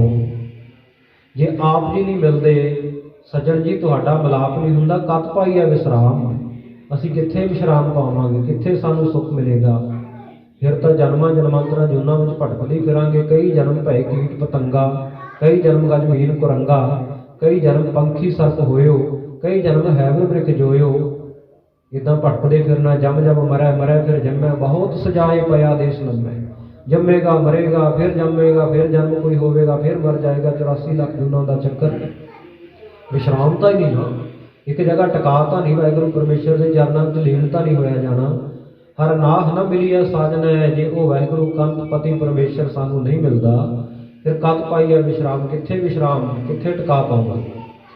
ਜਿਤ ਘਰ ਹਰ ਕੰਤ ਨਾ ਪ੍ਰਗਟਈ, ਭੱਠ ਨਗਰ ਸੇ ਗ੍ਰਾਮ। ਸਤਿਗੁਰੂ ਕਹਿੰਦੇ ਜਿਹੜੇ ਘਰਾਂ ਦੇ ਵਿੱਚ ਪਤਨੀਆਂ ਦਾ ਪਤੀ ਨਹੀਂ ਆਉਂਦਾ, ਪ੍ਰਗਟ ਆ ਕੇ ਉਹਨਾਂ ਨੂੰ ਦਰਸ਼ਨ ਨਹੀਂ ਦਿੰਦਾ, ਫਿਰ ਉਹ ਭਾਵੇਂ ਪਿੰਡਾਂ ਵਿੱਚ ਰਹਿੰਦੀਆਂ ਹੋਣ, ਛੋਟਿਆਂ ਵਿੱਚ, ਭਾਵੇਂ ਵੱਡੇ ਕਸਬਿਆਂ ਸ਼ਹਿਰਾਂ ਵਿੱਚ ਰਹਿੰਦੀਆਂ ਹੋਣ, ਉਹ ਉਹਨਾਂ ਨੂੰ ਭੱਠ ਦੀ ਤਰ੍ਹਾਂ ਪ੍ਰਤੀਤ ਹੁੰਦੇ ਆ। ਭੱਠ ਦੀ ਤਰ੍ਹਾਂ ਜਲਦੇ, ਸੜਦੇ, ਭੁੱਜਦੇ, ਆਪਣਾ ਆਪ ਉਹਨਾਂ ਦਾ ਉੱਥੇ ਹਿਰਦਾ ਮੱਚਦਾ, ਸੜਦਾ ਹੈ, ਦਹਿਨ ਹੁੰਦਾ। ਇਸੇ ਪ੍ਰਕਾਰ ਅੰਤਰੀਵ ਅਰਥ ਜਿਤ ਘਰ ਹਰ ਕੰਤ ਨਾ ਪ੍ਰਗਟਈ। ਜਿਹੜੇ ਹਿਰਦੇ ਰੂਪੀ ਘਰ ਦੇ ਵਿੱਚ ਵਾਹਿਗੁਰੂ ਪਤੀ ਪ੍ਰਗਟ ਨਹੀਂ ਹੁੰਦਾ, ਭੱਠ ਨਗਰ ਸੇ ਗ੍ਰਾਮ। ਉਹ ਹਿਰਦੇ ਵੀ ਪੱਠਾਂ ਵਰਗੇ ਹੈ, ਭੱਠ ਦੇ ਵਾਂਗੂ ਤਪਦੇ ਹੈ। ਯਾਰੜੇ ਦਾ ਸਾਨੂੰ ਸੱਥਰ ਚੰਗਾ, ਭੱਠ ਖੇੜਿਆਂ ਦਾ ਰਹਿਣਾ। ਉਹ ਜਿਹੜੇ ਗ੍ਰਾਮ ਛੋਟੇ ਪਿੰਡ ਤੇ ਨਗਰ ਜਿਹੜੇ ਵੱਡੇ ਕਸਬੇ ਹੈ, ਉਹ ਕਹਿੰਦੇ ਭੱਠ ਦੇ ਵਾਂਗਾ, ਭੱਠ ਦੇ ਤਰ੍ਹਾਂ ਤਪਦੇ, ਜਲਦੇ, ਸੜਦੇ, ਭੁੱਜਦੇ ਹੈ ਉਹ ਹਿਰਦੇ। ਔਰ ਇਸੇ ਪ੍ਰਕਾਰ ਜਿਤ ਘਰ ਹਰ ਕੰਤ ਨਾ ਪ੍ਰਗਟੇ। ਉਹ ਵਾਹਿਗੁਰੂ ਪਰਮੇਸ਼ਰ ਜਦੋਂ ਪ੍ਰਗਟ ਹੋ ਕੇ ਨਹੀਂ ਮਿਲਦਾ, ਹੈਗਾ ਤਾਂ ਸਾਰੇ ਜਗ੍ਹਾ ਤੇ ਹੀ ਆ ਉਹ। ਜਿਵੇਂ ਸਗਲ ਬੈਸੰਤਰ ਮਾਹੇ ਬੈਸੰਤਰ ਸਗਲ ਦੂਧ ਮਹਿ ਘੀਆ।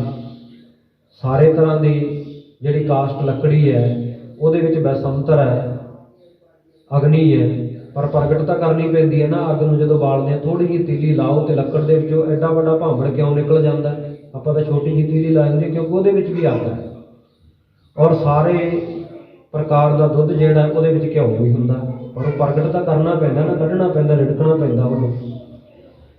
इसे प्रकार वो वाहिगुरू परमेश्वर है तो सारी जगह के उत्ते श्रीपद प्रथम नमाम मम योगी हृदय निवास भोगी हृदय उदास जो वह मम समत प्रकाश।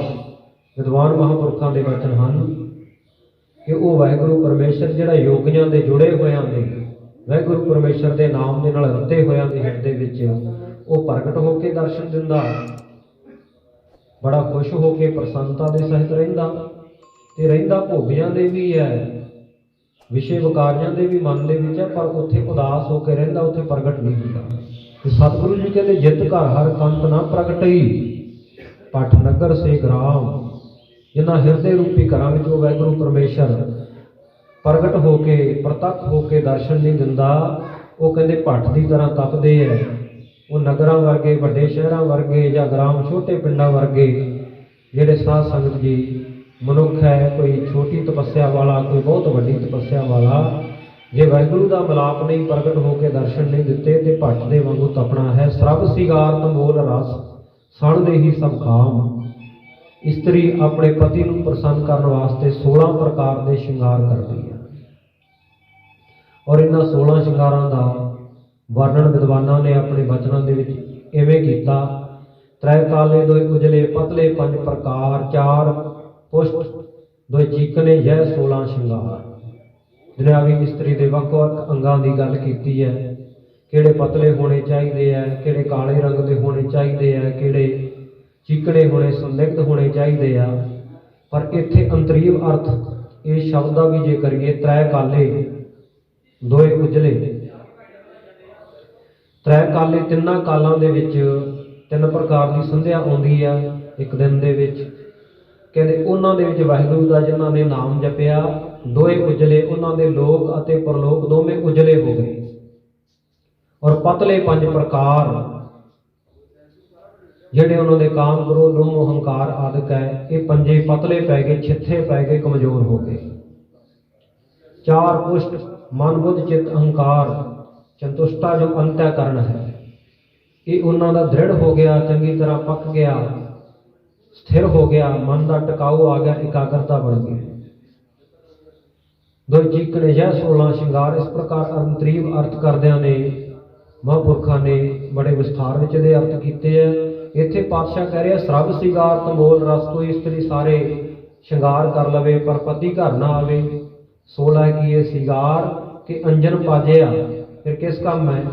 सारे प्रकार के श्रृंगार किए हुए तंबोल आदि जिहड़े पानां दे बीड़े चब्बे हुए, रस हर प्रकार के रसां कसां का सेवन किया होया।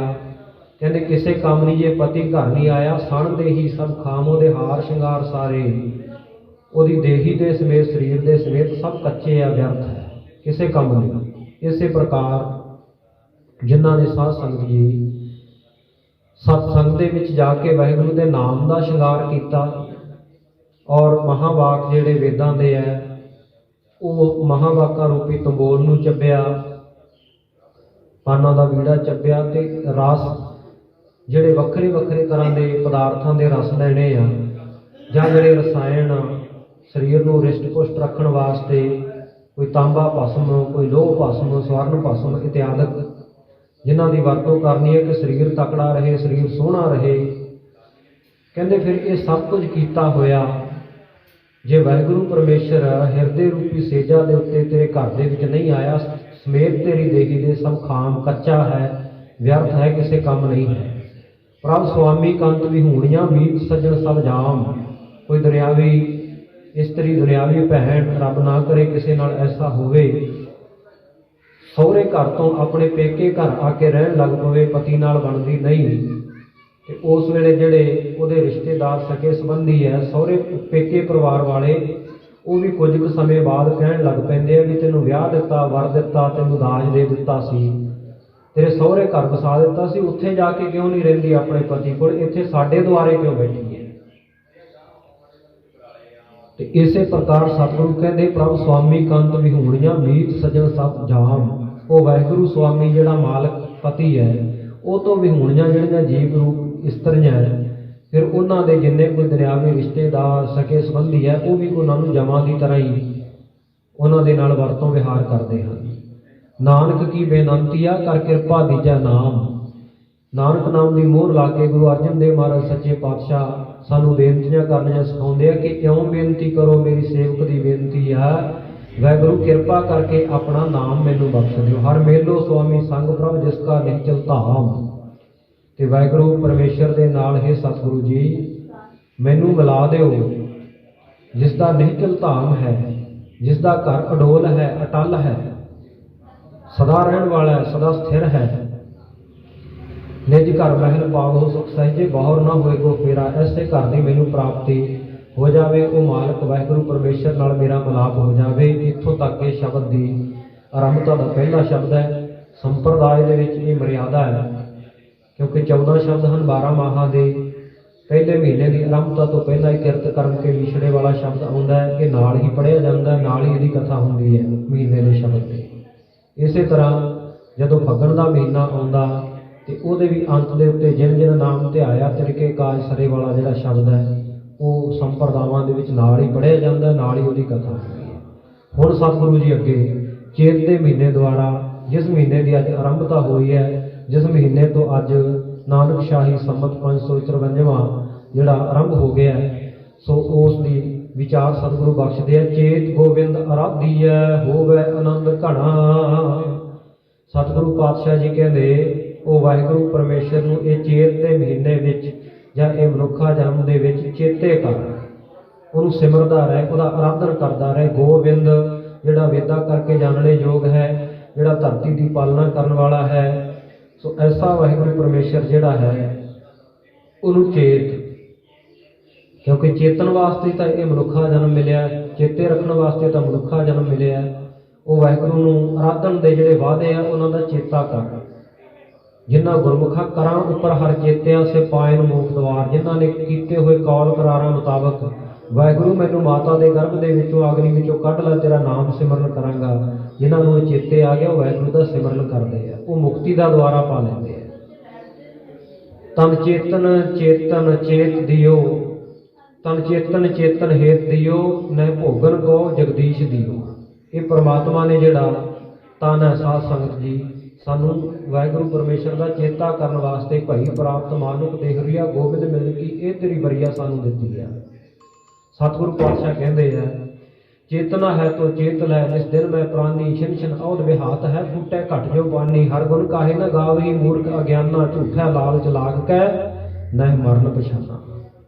ਅਜ ਉਹ ਕਛ ਵਿਗਰਿਓ ਨਹੀਂ ਜੋ ਪ੍ਰਭ ਗੁਣ ਗਾਵੇ ਕਹੋ ਨਾਨਕ ਤੇ ਭਜਨ ਤੇ ਨਿਰਭੈ ਪਦ ਪਾਵੈ। ਉਹ ਵਾਹਿਗੁਰੂ ਪਰਮੇਸ਼ਰ ਨੂੰ ਚੇਤੇ ਕਰ। ਚੇਤ ਦੇ ਮਹੀਨੇ ਦੀ ਸਫਲਤਾ ਵਾਸਤੇ, ਮਨੁੱਖਾ ਜਨਮ ਦੀ ਸਫਲਤਾ ਵਾਸਤੇ ਗੋਬਿੰਦ ਅਰਾਧੀ ਹੈ। ਉਹ ਵਾਹਿਗੁਰੂ ਪਰਮੇਸ਼ਰ ਦਾ ਆਰਾਧਨ ਕਰੀਏ। ਪ੍ਰਾਪਤੀ ਕੀ ਹੋਵੇਗੀ? ਪਾਤਸ਼ਾਹ ਕਹਿੰਦੇ ਹੋਵੇ ਆਨੰਦ ਘਣਾ। ਤੈਨੂੰ ਕਹਿੰਦੇ ਘਣਾ ਹੀ ਆਨੰਦ ਪ੍ਰਾਪਤ ਹੋ ਜਾਏਗਾ, ਬਹੁਤਾ ਆਨੰਦ ਪ੍ਰਾਪਤ ਹੋ ਜਾਏਗਾ, ਸਦੀਵੀ ਆਨੰਦ ਦੀ ਤੈਨੂੰ ਪ੍ਰਾਪਤੀ ਹੋ ਜਾਏਗੀ। ਆਪਾਂ ਦੁਨੀਆ ਦੇ ਲੋਕ ਜੇ ਕਿਸੇ ਨੂੰ ਪੁੱਛੀਏ ਵੀ ਕੀ ਹਾਲ ਚਾਲ, ਤੇ ਅਗਲਾ ਕਹਿੰਦਾ ਜੀ ਬੜਾ ਆਨੰਦ ਹੈ। ਪਰ ਆਨੰਦ ਅਸਲ ਵਿੱਚ ਕੀ ਹੈ? ਆਨੰਦ ਆਨੰਦ ਸਭ ਕੋ ਕਹੈ ਆਨੰਦ ਗੁਰੂ ਤੇ ਜਾਣੇ। ਇਹ ਤੇ ਗੁਰੂ ਤੋਂ ਜਾਣਿਆ ਜਾਂਦਾ, ਗੁਰੂ ਦੇ ਨਾਲ ਮਿਲਾਪ ਕਰਕੇ ਹੀ ਆਨੰਦ ਆਉਂਦਾ। ਸਾਧ ਸੰਗਤ ਜੀ, ਭਜਨ ਦਾ ਆਨੰਦ, ਭਜਨਾ ਆਨੰਦ ਤੇ ਵਿਸ਼ਾ ਆਨੰਦ, ਦੋ ਪ੍ਰਕਾਰ ਦੇ ਆਨੰਦ ਹੈ। ਇੱਕ ਤਾਂ ਆਪਾਂ ਸਿਨੇਮਾ ਟੀਵੀ ਫਿਲਮ ਦੇਖਦੇ ਹਾਂ, 3 ਘੰਟੇ ਜੁੜਿਆ ਰਹਿੰਦਾ ਸਾਡਾ ਮਨ, ਉਦੋਂ ਵੀ ਆਪਾਂ ਕਹਿ ਦਿੰਦੇ ਹਾਂ ਆਨੰਦ ਆਇਆ। ਪਰ ਉਹ ਸਦੀਵੀ ਆਨੰਦ ਨਹੀਂ, ਥੋੜੇ ਸਮੇਂ ਬਾਅਦ ਆ ਕੇ ਆਨੰਦ ਉਹ ਖਤਮ ਹੋ ਜਾਂਦਾ। ਤੇ ਜਿਹੜਾ ਭਜਨ ਦਾ ਆਨੰਦ ਹੈ ਉਹ ਸਾਧ ਸੰਗਤ ਜੀ ਸਦੀਵੀ ਹੈ, ਉਹਨੂੰ ਆਨੰਦ ਘਣਾ ਆਖਿਆ ਸਤਿਗੁਰੂ ਨੇ ਬਾਣੀ ਵਿੱਚ। ਵਿਸ਼ਾ ਆਨੰਦ ਸੰਸਾਰ ਹੈ, ਭਜਨਾ ਆਨੰਦ ਹਰਦਾਸ। ਬ੍ਰਹਮ ਗਿਆਨੀ ਜੀਵਨ ਮੁਕਤ ਭਈ ਵਾਸ਼ਨਾ ਨਾਸ਼। ਸੋ ਇਸ ਪ੍ਰਕਾਰ ਸਤਿਗੁਰੂ ਕਹਿੰਦੇ ਹੋ ਵਾਹਿਗੁਰੂ ਪਰਮੇਸ਼ਰ ਦਾ ਆਰਾਧਨ ਜਦੋਂ ਇਹ ਮਨੁੱਖਾ ਜਨਮ ਵਿੱਚ ਕਰੇਗਾ ਤੈਨੂੰ ਬਹੁਤੇ ਆਨੰਦ ਦੀ ਪ੍ਰਾਪਤੀ ਹੋਵੇਗੀ। ਸੰਤ ਜਨਾਂ ਮਿਲ ਪਾਈਐ ਰਸਨਾ ਨਾਮ ਭਣਾ। ਤੇ ਉਹ ਵਾਹਿਗੁਰੂ ਦਾ ਨਾਮ ਮਿਲੇਗਾ ਕਿੱਥੋਂ? ਸਾਧੂ ਜਨਾਂ ਦੀ ਸੰਗਤ ਵਿੱਚੋਂ, ਸਤਸੰਗ ਦੇ ਵਿੱਚੋਂ ਉਹ ਨਾਮ ਦੀ ਪ੍ਰਾਪਤੀ ਹੋਵੇਗੀ। ਔਰ ਫਲ ਕਿਵੇਂ ਦੇਵੇਗਾ? ਜਦੋਂ ਰਸਨਾ ਨਾਮ ਭਣਾ, ਜਦੋਂ ਰਸਨਾ ਦੇ ਨਾਮ ਨਾਲ ਤੂੰ ਉਸ ਵਾਹਿਗੁਰੂ ਦੇ ਨਾਮ ਨੂੰ ਜਪੇਗਾ, ਰਸਨਾ ਸਫਲੀ ਕਰੇਗਾ। ਸੁੱਚੀ ਭਈ ਰਸਨਾ ਨਾਮ ਕਹਿਤ ਗੋਬਿੰਦ ਕਾ, ਫਿਰ ਤੇਰੀ ਰਸਨਾ ਵੀ ਸੁੱਚੀ ਹੋ ਜਾਏਗੀ। ਰਸਨਾ ਦੇ ਉੱਤੇ ਪ੍ਰਭੂ ਜੀ ਵਸੈ ਸਾਧ ਕੀ ਰਸਨਾ, ਉਹ ਵਾਹਿਗੁਰੂ ਦਾ ਨਿਵਾਸ ਹੋ ਜਾਏਗਾ। ਕਿਉਂ ਸੰਤ ਜਨਾਂ ਨੂੰ ਮਿਲ ਕੇ ਉਹ ਪ੍ਰਾਪਤੀ ਹੋਵੇਗੀ ਵਾਹਿਗੁਰੂ ਪਰਮੇਸ਼ਰ ਦੀ, ਜਦੋਂ ਉਹਨਾਂ ਦੀ ਸੰਗਤ ਵਿੱਚ ਜਾ ਕੇ ਰਸਨਾ ਨਾਮ ਭਣਾ। ਕੱਲਾ ਕੰਨ ਰਸ ਤੱਕ ਨਾ ਸੀਮਤ ਰਿਹਾ, ਸੁਣਨ ਤੱਕ ਸੀਮਤ ਨਾ ਰਿਹਾ, ਰਸਨਾ ਦੇ ਨਾਲ ਜਪਣਾ ਵੀ ਸ਼ੁਰੂ ਕਰ ਦਿੱਤਾ। ਜਿਨ ਪਾਇਆ ਪ੍ਰਭ ਆਪਣਾ ਆਏ ਤਿਸੈ ਕਣਾ, ਜਿਨ੍ਹਾਂ ਨੇ ਵਾਹਿਗੁਰੂ ਪਰਮੇਸ਼ਰ ਆਪਣਾ ਪ੍ਰਭੂ ਪਾ ਲਿਆ, ਪ੍ਰਾਪਤੀ ਕਰ ਲਈ ਹੈ। ਸਤਿਗੁਰੂ ਕਹਿੰਦੇ ਆਏ ਤਿਸੇ ਗਣਾ, ਉਹਨਾਂ ਨੂੰ ਹੀ ਸੰਸਾਰ ਵਿੱਚ ਆਇਆ ਗਿਣਨਾ ਚਾਹੀਦਾ, ਨਹੀਂ ਬਾਕੀ ਤਾਂ ਆਵਣ ਆਏ ਸ੍ਰਿਸ਼ਟ ਮੈਂ ਬਿਨ ਬੂਝੇ ਪਸਤ ਹੋਰ, ਆਉਣ ਨੂੰ ਹੀ ਕਹਿੰਦੇ ਆਏ ਆ ਸ੍ਰਿਸ਼ਟੀ ਦੇ ਵਿੱਚ। ਪਰ ਇਸ ਗੱਲ ਨੂੰ ਬੁੱਝਣ ਤੋਂ, ਪਰਮੇਸ਼ਰ ਦੇ ਨਾਮ ਵਾਲੇ ਪਾਸੇ ਲੱਗਣ ਤੋਂ ਬਿਨਾਂ ਉਹ ਕਹਿੰਦੇ ਪਸ਼ੂਆਂ ਵਰਗੇ ਆ, ਡੰਗਰਾਂ ਵਰਗੇ ਆ। ਆਇਆ ਸਫਲ ਤਾਹੂ ਕੋ ਗਣੀਐ, ਜਾਸ ਰਸਨ ਹਰ ਹਰ ਜਸ ਬਣੀਐ। ਉਹਨਾਂ ਦਾ ਆਇਆ ਸਫਲ ਹੈ ਜਿਨ੍ਹਾਂ ਨੇ ਵਾਹਿਗੁਰੂ ਪਰਮੇਸ਼ਰ ਦੇ ਨਾਮ ਨੂੰ ਜਪਿਆ, ਜਿਨ੍ਹਾਂ ਨੇ ਉਹਦੀ ਪ੍ਰਾਪਤੀ ਕਰ ਲਈ। ਇੱਕ ਖਿਨ ਤਿਸ ਵੇਲੇ ਜੀਵਣਾ ਬਿਰਥਾ ਜਨਮ ਜਣਾ, ਇੱਕ ਖਿਨ ਮਾਤਰ ਵੀ। ਖਿਨ ਕਿੰਨਾ ਕੁ ਸਮਾਂ ਹੁੰਦਾ ਹੈ, ਜਦੋਂ ਆਪਾਂ ਆਪਣੀ ਜ਼ੁਬਾਨ ਰਾਹੀਂ ਘੱਟ ਸ਼ਬਦ ਬੋਲਦੇ ਹਾਂ ਨਾ, ਘੱਟ, ਇੰਨੇ ਟਾਈਮ ਵਿੱਚ 2 ਖਿਨ ਹੋ ਜਾਂਦੇ ਆ। ਤੇ ਕਹਿੰਦੇ ਜਦੋਂ ਇੱਕ ਖਿਨ ਵੀ ਉਹ ਵਾਹਿਗੁਰੂ ਦੀ ਯਾਦ ਤੋਂ ਬਿਨਾਂ ਜਿਉਣਾ, ਜਿਹੜਾ ਸਤਿਗੁਰੂ ਪਾਤਸ਼ਾਹ ਕਹਿੰਦੇ ਬਿਰਥਾ ਜਨਮ ਗਣਾ, ਉਹਨੂੰ ਬਿਰਥਾ ਜਨਮ ਗਿਣ ਲਓ, ਨਿਸਫਲ ਗਿਆ ਗਿਣ ਲਓ। ਉਹ ਲੇਖੇ ਦੇ ਵਿੱਚ ਨਹੀਂ, ਸਾਈ ਘੜੀ ਸੁਲੱਖਣੀ ਸੌ ਨਾਲ ਵਿਹਾਵਾ। ਉਹ ਘੜੀਆਂ, ਉਹ ਲੇਖੇ, ਉਹ ਮੁਹੂਰਤ, ਉਹ ਪਲ ਸਾਡੇ ਲੇਖੇ ਵਿੱਚ ਹੈ, ਉਹ ਸਮਾਂ ਲੇਖੇ ਵਿੱਚ ਹੈ। ਉਹ ਸਮਾਂ ਸਾਡਾ ਸਫਲ ਹੈ ਜਦੋਂ ਉਹਦੀ ਯਾਦ ਦੇ ਵਿੱਚ ਬਤੀਤ ਹੁੰਦਾ। ਸੋ ਇੱਕ ਖਿਨ ਤਿਸ ਵੇਲੇ ਜੀਵਣਾ ਬਿਰਥਾ ਜਨਮ ਜਣਾ, ਬਿਰਥਾ ਜਾ ਰਿਹਾ ਜਨਮ ਜਿਹੜਾ ਉਹਦੀ ਯਾਦ ਤੋਂ ਬਿਨਾਂ ਹੈ। ਉਮਰ ਊਹਾਂ ਵਿੱਚ ਲੇਖੇ ਦੇ ਜੋ ਯਾਦ ਸਾਈਂ ਵਿੱਚ ਗੁਜ਼ਰੇ ਪੈਂਦੀ ਮੁਜਰੇ, ਨਹੀਂ ਤੇ ਸਾਨੂੰ ਹਾਸਲ ਕੀ ਹੈ ਵਿੱਚ ਇਸ ਨੀਲੇ ਹੁਜਰੇ ਸੰਝ ਤੇ ਫਜਰੇ। ਭਾਈ ਨੰਦ ਲਾਲ ਜੀ ਕਹਿੰਦੇ ਫਿਰ ਸਾਨੂੰ ਪ੍ਰਾਪਤੀ ਕੀ ਹੈ ਜੇ ਉਹਦੀ ਯਾਦ ਨਹੀਂ। ਪਾਤਸ਼ਾਹ ਕਹਿੰਦੇ ਆਖਾਂ ਜੀਵਾ ਵਿਸਰੈ ਮਰ ਜਾਓ, ਆਖਣ ਔਖਾ ਸਾਚਾ ਨਾਓ। ਕਹਿਣਾ ਤਾਂ ਔਖਾ ਹੈ, ਪਰ ਜੇ ਕਹਿਣਾ ਫਿਰ ਜ਼ਿੰਦਗੀ ਹੈ, ਜੇ ਵਿਸਰ ਗਿਆ ਫਿਰ ਮੌਤ ਹੈ। ਇੱਕ ਖਿਣ ਤਿਸ ਬਿਨ ਜੀਵਣਾ ਬਿਰਥਾ ਜਨਮ ਜਾਣਾ, ਇਹਨੂੰ ਕਹਿੰਦੇ ਬਿਰਥਾ ਜਨਮ ਜਾਣ ਲਓ, ਵਿਅਰਥ ਨਿਸਫਲ ਗਿਆ ਹੋਇਆ ਸਮਾਂ ਜਾਣ ਲਓ, ਜਿਹੜਾ ਉਹ ਵਾਹਿਗੁਰੂ ਦੀ ਯਾਦ ਤੋਂ ਬਿਨਾਂ ਜਿਉਣਾ। ਜਲ ਥਲ ਮਹੀਲ ਪੂਰਿਆ ਰਵਿਆ ਵਿੱਚ ਬਣਾ, ਉਹ ਵਾਹਿਗੁਰੂ ਰਹਿੰਦਾ ਕਿੱਥੇ ਹੈ? ਕਹਿੰਦੇ ਉਹ ਜਲ ਦੇ ਵਿੱਚ, ਪਾਣੀ ਵਿੱਚ ਰਹਿੰਦਾ, ਥਲ ਵਿੱਚ ਧਰਤੀ ਉੱਤੇ ਰਹਿੰਦਾ। ਮਹੀ ਅਲ, ਮਹੀ ਨਾਮ ਧਰਤੀ ਦਾ, ਅਲ ਨਾਮ ਸਾਧ ਸੰਗਤ ਜੀ ਆਕਾਸ਼ ਦਾ। ਸੋ ਇਸ ਪ੍ਰਕਾਰ ਆਕਾਸ਼ ਵਿੱਚ ਵੀ, ਪਤਾਲ ਦੇ ਵਿੱਚ ਵੀ, ਜਲਾਂ ਵਿੱਚ ਵੀ, ਥਲਾਂ ਵਿੱਚ ਵੀ, ਚਾਰੇ ਜਗ੍ਹਾ ਦੇ ਉੱਤੇ ਉਹ ਵਾਹਿਗੁਰੂ ਪਰਮੇਸ਼ਰ ਜਿਹੜਾ ਪੂਰੇ ਆ ਪੂਰਨ ਰੂਪ ਦੇ ਵਿੱਚ ਰਹਿੰਦਾ, ਰਵਿਆ ਵਿੱਚ ਬਣਾ। ਇਸ ਤੋਂ ਇਲਾਵਾ ਜੰਗਲਾਂ ਦੇ ਵਿੱਚ, ਵਣਾਂ ਦੇ ਵਿੱਚ ਵੀ ਜਿਸ ਦਾ ਨਿਵਾਸ ਹੈ। ਸੋ ਪ੍ਰਭ ਚੇਤਨਾ ਆਵਈ ਕਿਤਨਾ ਦੁੱਖ ਗਣਾ। ਜੇ ਉਹ ਵਾਹਿਗੁਰੂ ਪਰਮੇਸ਼ਰ ਜਿਹੜਾ ਹਰ ਜਗ੍ਹਾ ਦੇ ਉੱਤੇ ਵਿਆਪਕ ਹੈ ਤੇ ਸਾਨੂੰ ਫਿਰ ਵੀ ਚੇਤੇ ਨਹੀਂ ਆਉਂਦਾ, ਪਾਤਸ਼ਾਹ ਕਹਿੰਦੇ ਕਿਤਨਾ ਦੁੱਖ ਗਣਾ, ਕਿੰਨਾ ਕੁ ਦੁੱਖ ਗਿਣੀਏ, ਕਿੰਨੇ ਕੁ ਦੁੱਖ ਉਹ ਮਨੁੱਖ ਨੂੰ ਹੋਣਗੇ। ਜਿਨੀ ਰਾਵਿਆ ਸੋ ਪ੍ਰਭੂ ਤਿੰਨਾ ਭਾਗ ਮਣਾ, ਜਿਨ੍ਹਾਂ ਨੇ ਉਹ ਵਾਹਿਗੁਰੂ ਪਰਮੇਸ਼ਰ ਨੂੰ ਰਾਵਿਆ, ਮਾਣਿਆ, ਉਹਦੇ ਆਨੰਦ ਨੂੰ ਮਿਲਾਪ ਕੀਤਾ, ਉਹਦੇ ਨਾਲ ਜਪਿਆ, ਕਹਿੰਦੇ ਉਹਨਾਂ ਦੇ ਭਾਗ ਕਿੰਨੇ ਕਹਿ ਮਣਾ, ਮਣਾ ਨੂੰ ਹੀ ਭਾਗ ਆਖਦਾ। ਥੋੜੇ ਨਹੀਂ, ਬਹੁਤ ਜ਼ਿਆਦਾ ਵੱਡੇ ਭਾਗ ਹੈ। ਹਰ ਦਰਸ਼ਨ ਕੋ ਮਨ ਲੋਚਦਾ, ਨਾਨਕ ਪਿਆਸ ਮਨਾ। ਪਾਤਸ਼ਾਹ ਕਹਿੰਦੇ ਨੇ ਵਾਹਿਗੁਰੂ ਪਰਮੇਸ਼ਰ ਦੇ ਦਰਸ਼ਨਾਂ ਨੂੰ ਮੇਰਾ ਮਨ ਲੋਚਦਾ ਹੈ, ਮੇਰਾ ਮਨ ਲੋਚਿਆ ਦਰਸ਼ਨ ਕੈ ਤਾਂ ਹੀ ਦਿਲ ਪੁਕਰੇ ਚਾਤਰ ਕੀ ਹੈ। ਨਾਨਕ ਪਿਆਸ ਮਨਾ, ਇਹ ਪਿਆਸ ਮੇਰੇ ਮਨ ਦੇ ਵਿੱਚ ਹਮੇਸ਼ਾ ਹੈ ਕਿ ਵਾਹਿਗੁਰੂ ਪਰਮੇਸ਼ਰ ਦੇ ਮੈਨੂੰ ਦਰਸ਼ਨ ਹੋ ਜਾਣ। ਦਰਸ਼ਨ ਦੇਖ ਜੀਵਾ ਗੁਰ ਤੇਰਾ, ਪੂਰਨ ਕਰਮ ਹੋਏ ਪ੍ਰਭ ਮੇਰਾ। ਇਹ ਪਿਆਸ ਹਮੇਸ਼ਾ ਮਨਾਂ ਦੇ ਵਿੱਚ ਰੱਖੀਏ। ਫਿਰ ਸਤਿਗੁਰੂ ਕਹਿੰਦੇ ਚੇਤ ਮਿਲਾਏ ਸੋ ਪ੍ਰਭੂ ਤਿਸ ਕੈ ਪਾਏ ਲੱਗਾ। ਜਦੋਂ ਗੁਰੂ ਚਰਨਾਂ ਵਿੱਚ ਆਹ ਪਿਆਸ ਲੈ ਕੇ ਆਵਾਂਗੇ ਕਿ ਵਾਹਿਗੁਰੂ ਪਰਮੇਸ਼ਰ ਦੇ ਦਰਸ਼ਨਾਂ ਨੂੰ ਮੇਰਾ ਮਨ ਲੋਚਦਾ ਹੈ, ਤੇ ਸਾਧ ਸੰਗਤ ਜੀ ਉਸ ਵੇਲੇ ਫਿਰ ਸਾਡਾ ਇਹ ਚੇਤ ਦਾ ਜਿਹੜਾ ਮਹੀਨਾ, ਇਹਦੇ ਵਿੱਚ ਜਦੋਂ ਆਪਾਂ ਇਹ ਆਸਾ ਰੱਖਾਂਗੇ ਮਹੀਨਾ ਸਫਲਾ ਹੋਵੇਗਾ। ਚੇਤ ਰੂਪੀ ਜਿਹੜਾ ਮਨੁੱਖਾ ਜਨਮ ਹੈ ਉਹ ਵੀ ਸਫਲਾ ਹੋ ਜਾਏਗਾ।